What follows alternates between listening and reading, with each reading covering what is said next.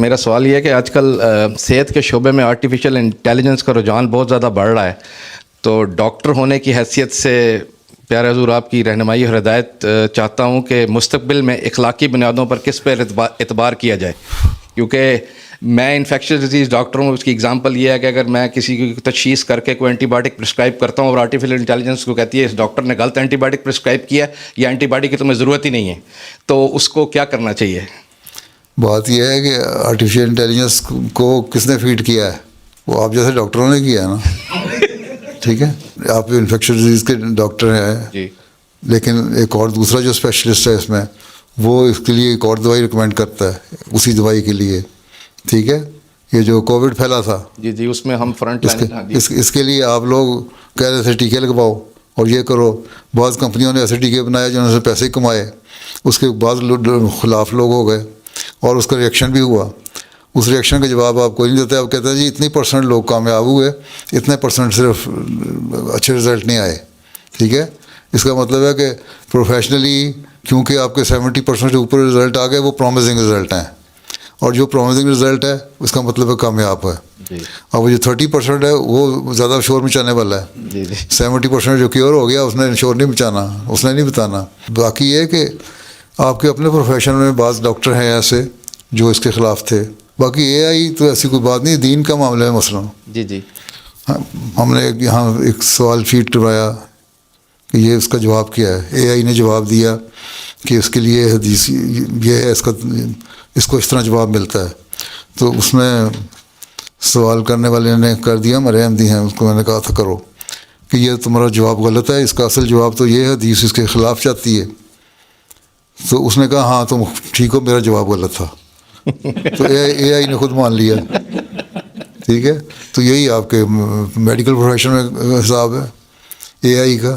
تو اتنا آپ ریلائی نہیں کر سکتے اس پہ، نہ ٹرسٹ کر سکتے ہیں. وہ کوئی اپنا دماغ تو نہیں ہے اے آئی کا. اے آئی کے پیچھے دماغ تو آپ کا چل رہا ہے نا. ٹھیک ہے، ایک دفعہ نے فیڈ کر دیا، اس نے جواب دے دیا، یا بہت ساری جو ویوز ہیں اس کے سامنے آ گئے، اس کی اس نے کنسالیڈیٹڈ رپورٹ بنا کے ایک رزلٹ جو تھا وہ بنا دیا کہ یہ ہونا چاہیے، اس پہ آپ کو رپورٹ دے دیتا ہے وہ. تو اس لیے آپ لوگوں کو یہ بتائیں کہ اے آئی پہ زیادہ ٹرسٹ نہ کرو.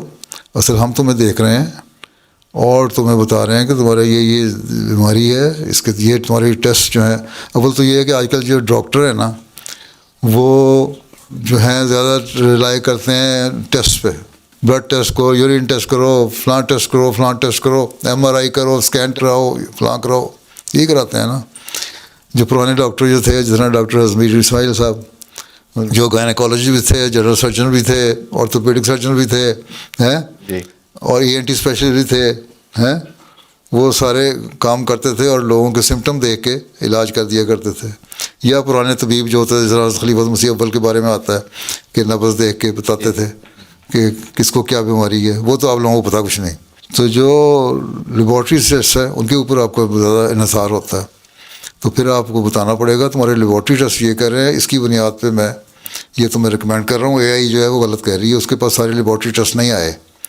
تو اب تو کیونکہ لوگوں کو بھی تسلی اس زمانے میں ٹیسٹوں سے ہوتی ہے زیادہ، اور ڈاکٹر ذرا غور سے دیکھ لے، اسٹیتھوسکوپ لگا کے دیکھ لے تو اسی سے علاج ہو جاتا ہے. اب ہمارے روا میں ایک خاتون تھیں، وہ بیمار ہو گئیں بڑی.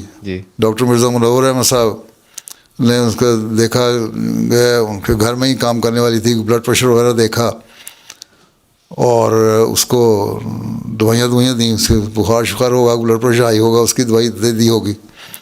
تو اگلے دن کہتی ہے کہ میاں صاحب مجھے وہی ٹیکہ دوبارہ لگائیں جو آپ نے کل لگایا تھا، اور کل کوئی ٹیکہ لگایا تھا، بلڈ پریشر دیکھا تھا. ٹھیک ہے، تو یہ نفسیاتی اثر ہوتا ہے. ٹھیک ہے، تو یہ آپ بھی بلڈ پریشر دیکھ کے دوائی دے دیں تو کہیں گے ٹھیک ہے. تو باقی کہہ دیں کہ یہ غلط ہے، یہ میں دیکھو تمہیں بڑے غور سے دیکھ رہا ہوں. جب آپ بات سنتے ہیں نا مریض کی غور سے تو 50% تو اس کو ویسی تسلی ہو جاتی ہے. ٹھیک ہے، اے آئی تسلی نہیں کرا سکتا. ہاں بہت زیادہ کوئی ماننے والے اے آئی کو تو چند ایک لوگ ہوں گے، ٹھیک ہے، اتنے لوگ تو ہوتے ہی ہیں. اب تو آپ جب دوائی دیتے ہیں آپ کسی کو مریض کو، ہاں مثلا مجھے ڈاکٹر دوائی دیتا ہے تو میں اس کا جو دوائی کا جو پمفلٹ پہلے پڑھتا ہوں، اس میں کیا کیا ہے.